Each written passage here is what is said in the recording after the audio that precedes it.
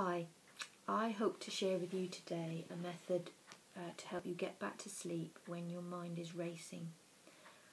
For whatever reason, maybe you have a big event the next day, or maybe you've got a problem in your life or some upset.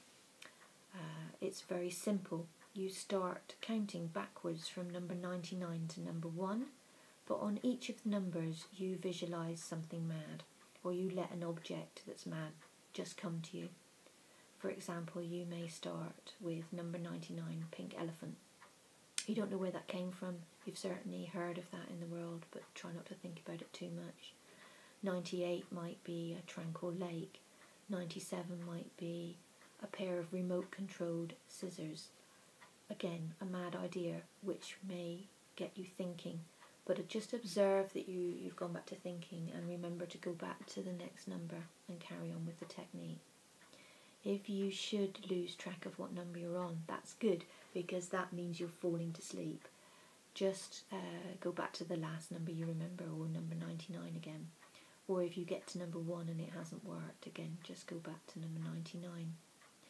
I think the reason that it works, this method, is because it stops the thinking.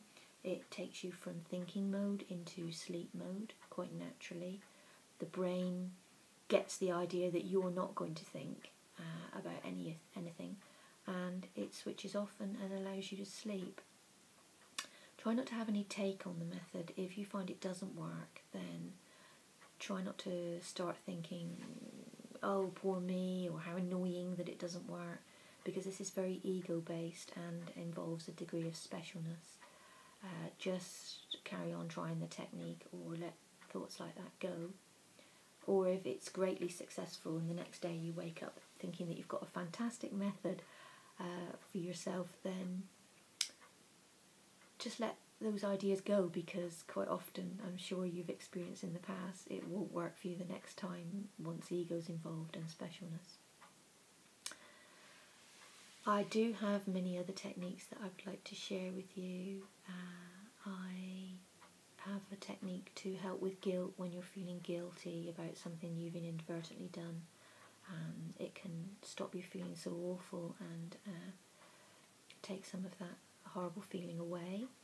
I have a method for improving your eyesight, and another one for seasickness.